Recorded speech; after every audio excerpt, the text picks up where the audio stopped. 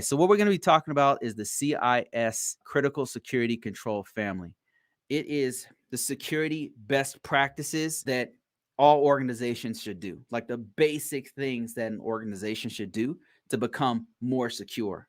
So that is what the CIS controls do.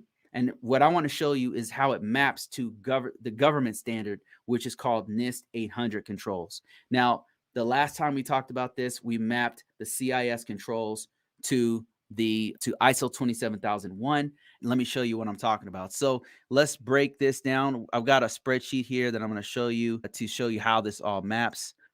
Let me show you what we got going on there. Here it is right here. And let's just start off with CIS control 1.1, and it's focusing on establishing and maintaining a detailed asset inventory. So that includes your software, your hardware, all that kind of stuff. If I'm not mistaken, they break it up by software and hardware, but for the sake of this, we'll just stick with one as a whole.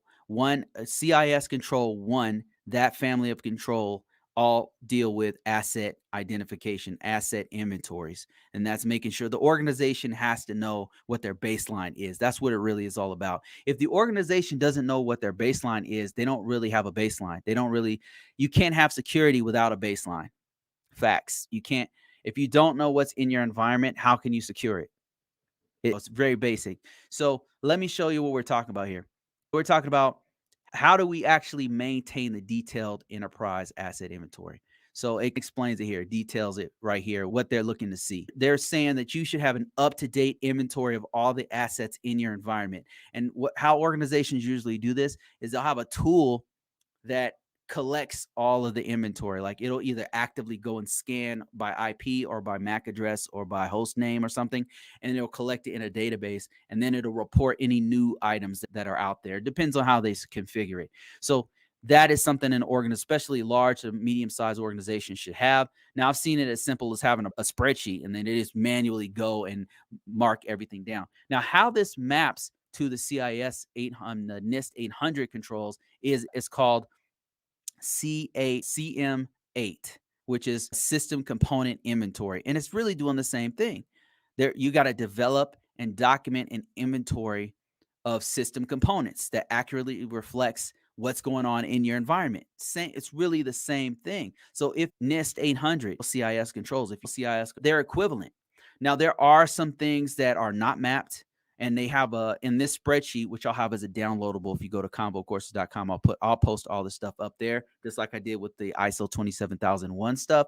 But if you go there, you'll be able to download this, and you'll see some of the unmapped items, and they do have some that don't map.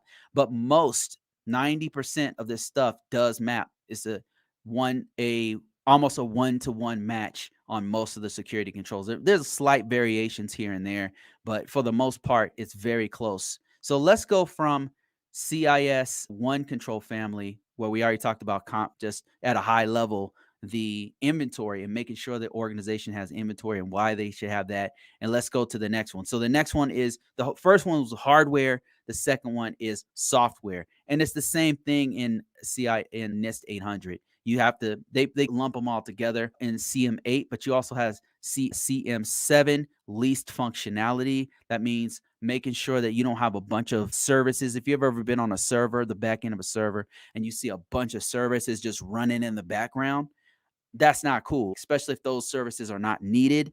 So this is talking about that. So this control right here, and the CIS has this one in the establishment and maintenance of software inventory.